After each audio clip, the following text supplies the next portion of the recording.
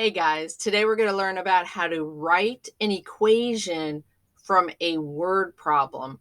Now, this is huge because when you take the EOC at the end of the year or when you took the STAR test at the end of last year, if you didn't notice the math STAR test and the math EOC, they're both reading tests also. So if you are unable to successfully read a word problem and convert it into an equation, this can be a problem for you.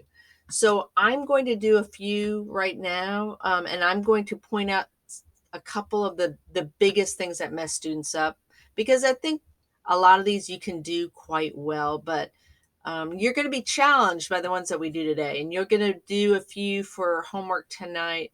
But again, I'm just going to focus on the things that trick people up the most and tell you that because they're the things that trick you up the most, you're going to see them the most on tests and quizzes, because we want you to make sure that you're understanding it and that you're getting it and that you're grasping it.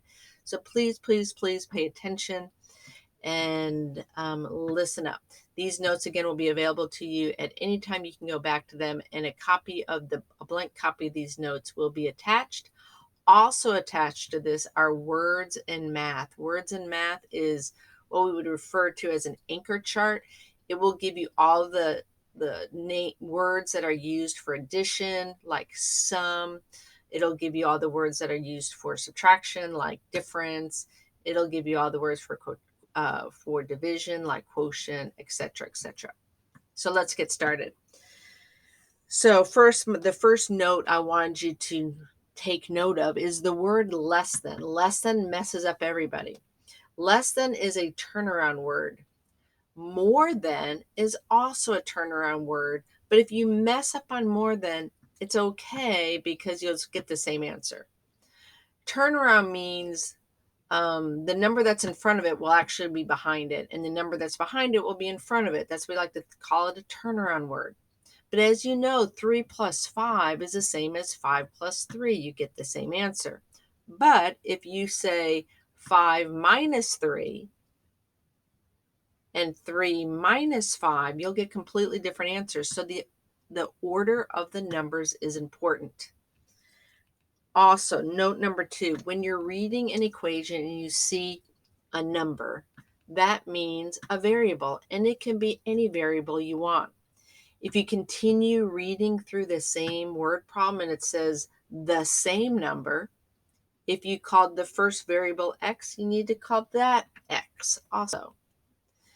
Or you'll come into a situation where you're reading an equation or an expression and it says a number, call it x, call it y, call it whatever you want. And then later in the problem, it says another number. Now, in that situation, you want to call it a different variable because it means there's two variables in that equation. So those are two. The lesson is what messes people up the most, and a number is usually what most students have big questions on because they just don't remember. Okay, so let's do a couple of these problems together. I'm going to look at number 1. You can see right off, of course, I'm going to put the turnaround right there.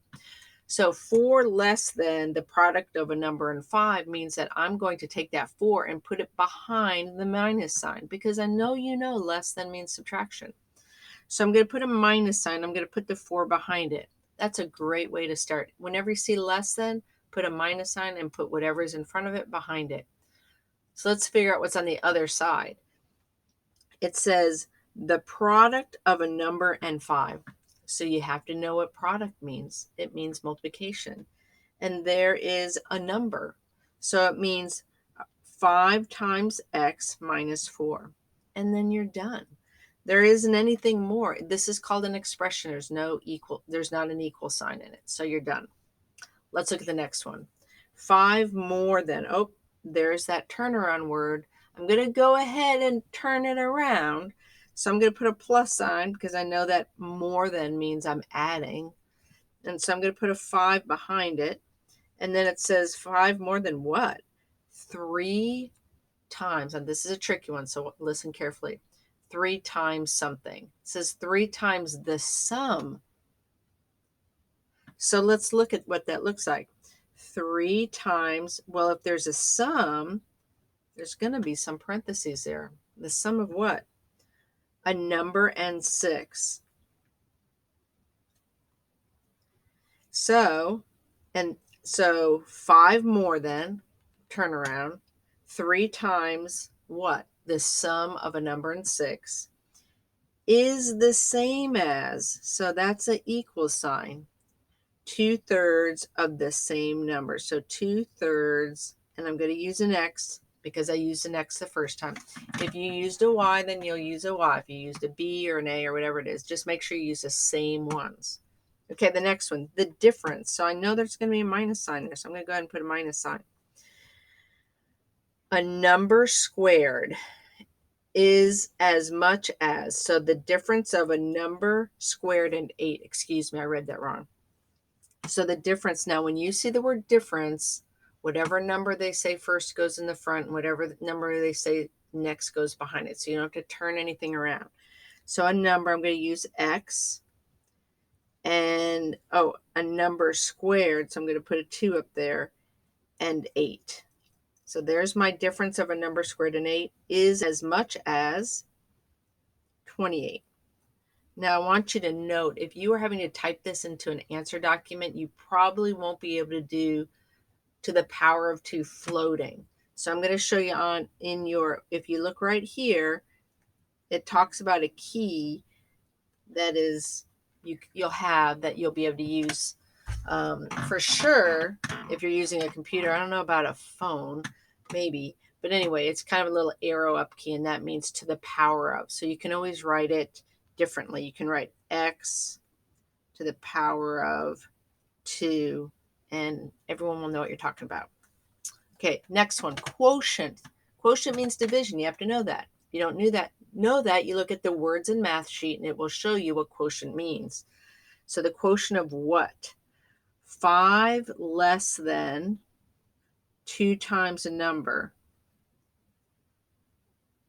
and 6. Now, quotient is kind of like difference. Whatever they say first is going to be the first number you write, and whatever they say second, it's going to go behind the division sign.